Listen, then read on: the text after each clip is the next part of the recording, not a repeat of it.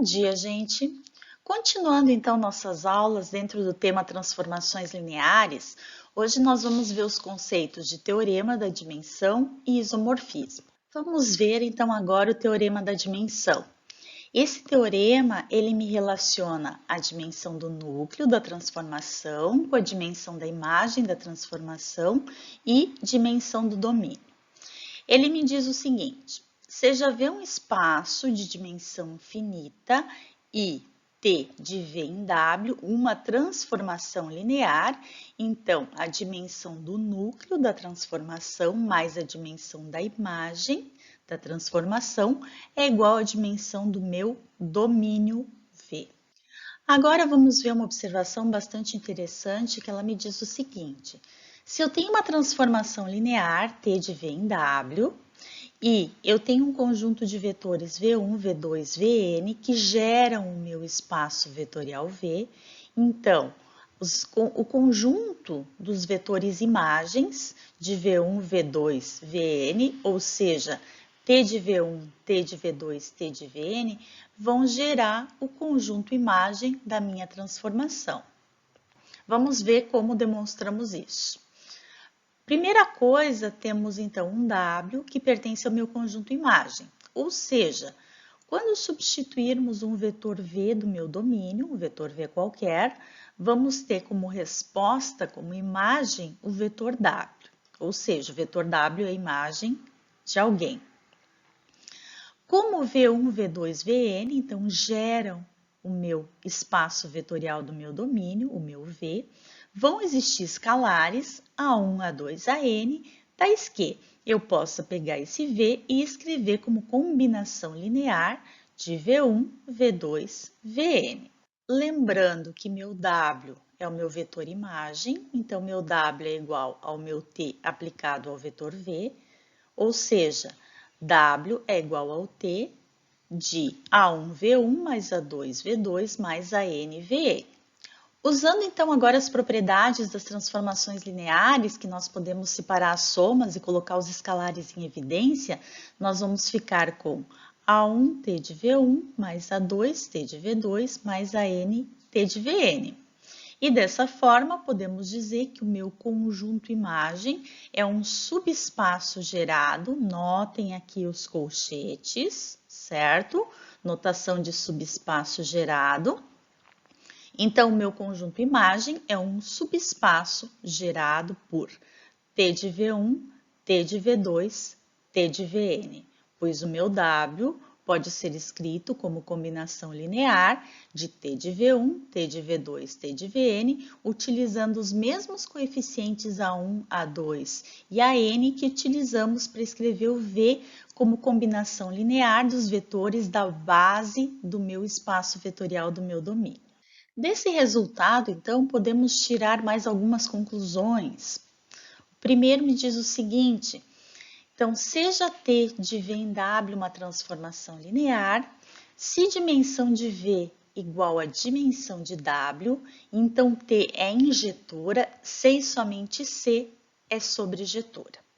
Bom, o que quer dizer isso? Se nós temos que o meu domínio e o meu contradomínio são dois espaços vetoriais que possuem a mesma dimensão, se T for injetora, ela é sobrejetora também. Ou, de outra forma, se T for sobrejetora, ela é injetora também. Uma condição implica na outra.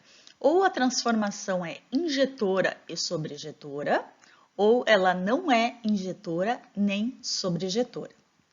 Então, vamos ver a demonstração disso. Partindo então do fato que T seja injetora. Se T é injetora, é porque o meu núcleo é igual a zero. Bom, utilizando o teorema da dimensão, temos que dimensão do núcleo mais dimensão da imagem é igual à dimensão do meu domínio. Se o meu núcleo é igual a zero, a dimensão do núcleo é zero. Zero mais dimensão da imagem igual à dimensão do meu domínio. Logo, temos que dimensão da imagem seria igual à dimensão do meu domínio, porém, sabemos que a dimensão de V é igual à dimensão de W. Então, eu posso escrever dessa forma: dimensão da imagem é igual à dimensão do meu contradomínio, porque esses dois espaços vetoriais têm a mesma dimensão, certo? Se dimensão da imagem é igual à dimensão do meu contradomínio, é porque a imagem é igual ao meu contradomínio. Se o meu conjunto imagem for igual ao meu conjunto do contradomínio, T é sobrejetora. Então, partimos do fato que T é injetora e mostramos que dessa forma ela é sobrejetora também, se os espaços vetoriais V e W possuem a mesma dimensão. Agora vamos partir do pressuposto que T é sobrejetora. Se T é sobrejetora, é porque o conjunto imagem de T é igual ao meu contradomínio. Se o conjunto imagem é igual ao meu contradomínio, é porque eles têm a mesma dimensão. Então, temos dimensão da imagem igual à dimensão do contradomínio. Como dimensão do contradomínio e dimensão do domínio são iguais, podemos substituir, então, no lugar da dimensão do contradomínio, podemos colocar a dimensão do meu domínio. Dessa forma, vamos ter que a dimensão da imagem é igual à dimensão do meu domínio. E, lembrando do teorema da dimensão, se isso aqui é verdade, é porque a dimensão do núcleo é igual a zero, porque o teorema da dimensão me diz que dimensão do núcleo mais dimensão da imagem é igual à dimensão do meu domínio. Então, se não está aparecendo aqui a dimensão do meu núcleo, é porque a dimensão dele é zero. E se a dimensão do meu núcleo é igual a zero, é porque a minha transformação é injetora. Então, mostramos que numa transformação linear, se dimensão de V é igual à dimensão de W, dimensão do domínio é igual à dimensão do contradomínio, se T é injetora, é sobrejetora também, então a transformação é dita bijetora, injetora e sobrejetora. Outro conceito importante que podemos verificar agora é que se dimensão de V igual a dimensão de W e a transformação é injetora, então T transforma base em base. Isso é, se temos um conjunto B com vetores V1 até Vn, que é uma base do meu domínio V, então o conjunto de T de B, T aplicado a B, igual a T de V1, T de V2, T de Vn, é uma base de W. Bem, se dimensão de V é igual à dimensão de W, e no conjunto B temos uma base do meu espaço vetorial V, ou seja, no meu conjunto B temos o número de vetores correto para formar uma base de V. Como essas dimensões aqui são iguais, então isso implica que no meu conjunto T de B, eu também vou ter o número de vetores correto para formar uma base do meu conjunto W. Assim, restaria só mostrar que o meu conjunto T de B é linearmente independente para termos que T de B é uma base de W. Dessa forma, então, vamos pegar e escrever uma combinação linear utilizando os vetores T de V1, T de V2, T de Vn. Quando fazemos A1T de V1 mais A2T de V2 mais ANT de Vn igual a zero, essa é a nossa equação que usamos para testar se o meu conjunto é LI ou LD. Vocês lembram? A gente tem que verificar para o meu conjunto CLI, os coeficientes A1, A2, AN tem que ser todos iguais a zero. Esse sistema linear aqui só pode me resultar na solução trivial. Então, temos essa nossa condição para testar se os vetores são LI ou LD. Vamos lá. Agora, nós vamos aplicar as propriedades da minha transformação linear. Só que nós vamos, então, aplicar elas ao contrário. Nós vamos juntar as somas e nós vamos colocar os escalares, ao invés de colocar em evidência, nós vamos fazer o contrário. Nós vamos colocar dentro aqui do parênteses. Então, nós vamos ficar com T de A1V1 mais A2V2 mais ANVN igual a zero. Vamos chegar nessa equação aqui. Pois bem, como foi dito que T é injetora, se T é injetora, o núcleo possui somente o vetor nulo. Dessa forma, podemos dizer que essa somatória que está entre parênteses aqui, dentro da minha transformação, deve ser igual a zero, para que eu tenha t de zero igual a zero e o núcleo tenha somente o vetor nulo. Então, devido ao fato de t ser injetora, temos que A1V1 mais A2V2 mais a NVN é igual a zero. E lembrando que V1, V2, Vn é uma base do meu domínio, logicamente, esses vetores V1, V2, Vn têm que ser linearmente independentes, logo os meus coeficientes A1, A2, An são todos iguais a zero. Se os meus coeficientes A1, A2, An são iguais a zero nessa combinação linear aqui, os meus coeficientes são iguais a zero também na combinação linear dos vetores imagens, t de V1, t de V2, t de Vn. Portanto, t de V1, t de V2, t de Vn são linearmente independentes e t de B é uma base de W. Agora, então, vamos definir o que é um isomorfismo dentro de uma transformação linear. Nós vimos já o que é isomorfismo entre dois espaços vetoriais. Por exemplo, espaço vetorial P2 é isomorfo a R3, pois ambos possuem a mesma dimensão. Agora, dentro do conceito de transformações lineares, nós vamos ver o que significa o isomorfismo de uma transformação linear.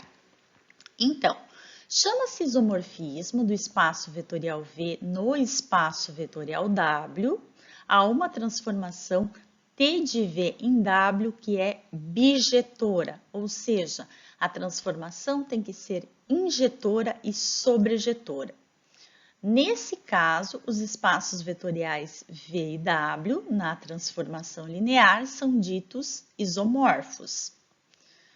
Dois espaços, então, de dimensão finita precisam ter a mesma dimensão para serem isomorfos. Então, a primeira coisa que a gente tem que checar é se esses espaços vetoriais têm a mesma dimensão. Para, então, checar essa característica se a transformação é bijetora ou não. Outra observação importante é que a todo isomorfismo T de V em W corresponde um isomorfismo inverso T na menos 1 de W em V, que também é linear.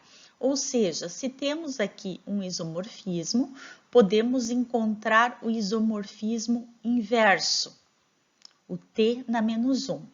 As transformações inversíveis nós veremos mais para frente nessa nossa disciplina de álgebra linear. Agora cabe só saber que existe então esse isomorfismo inverso. Vamos ver então alguns exemplos para isso aí ficar mais claro para vocês. Então, considerando uma transformação do R2 para R2, t de xy igual a 2x mais y, 3x mais 2y. É dito que é um isomorfismo no R2. Primeira coisa, temos o mesmo espaço vetorial no domínio e contradomínio, então, logicamente, eles têm a mesma dimensão. Então, bastaria mostrar que T é injetora para que T seja sobrejetora também, utilizando o teorema que nós vimos há pouco. Poderíamos pegar essa equação aqui da minha transformação, igualar a 0, 0. É fácil mostrar que a transformação é injetora, como dimensão de V é igual a dimensão de W, se a transformação é injetora, ela é sobrejetora também, logo, ela é bijetora e é um isomorfismo. Outro exemplo que temos, então, aqui da transformação P2 para R3, notem que aqui eu tenho espaços vetoriais diferentes no domínio e contradomínio, porém, P2 tem dimensão 3, R3 tem dimensão 3, então, novamente, bastaria mostrar que essa transformação aqui é injetora, para que seja sobrejetora também, e, consequentemente, um isomorfismo. Então, nós teríamos que simplesmente pegar aqui a transformação e igualar a 0, 0, 0. É uma operação simples, fica de tarefa para vocês. Vocês vão mostrar que o núcleo possui, então, somente o vetor nulo. Logo, ela é uma transformação injetora. É sobrejetora também, pois dimensão do domínio é igual à dimensão do contradomínio. Dessa forma, a transformação é bijetora e é um isomorfismo. E, por fim, um último exemplo, onde eu tenho o espaço vetorial do R2 e tem um outro subespaço vetorial do R3. Notem que esse W, é um subespaço vetorial do R3, porque eu tenho que o meu Z está fixo valor nulo. Então, esse W representa o plano XY dentro do R3. Ou seja, esse W aqui tem dimensão 2. Então, quando eu escrevo uma transformação do R2 em W, R2 tem dimensão 2, W tem dimensão 2 também. Eu escrevo da seguinte forma, T de XY igual a XY 0. Ela é uma transformação que é bijetora. Se formos calcular o núcleo vai dar igual a 0, ela é injetora. Domínio contra domínio tem a mesma dimensão, logo, se ela é injetora, é sobrejetora também. Então, ela é bijetora, consequentemente, é um isomorfismo. E aqui, né, só para constar, então, o que essa transformação faz? Ela leva a cada vetor xy do R2 um só vetor correspondente xy0 em W, certo? No plano xy dentro do R3 e logo R2 e W são isomorfos. Com isso, finalizamos então essa parte de isomorfismo e de teorema da dimensão. Na próxima aula, vamos continuar falando sobre transformações lineares. Então, aguardo vocês na nossa próxima aula. Até mais, gente!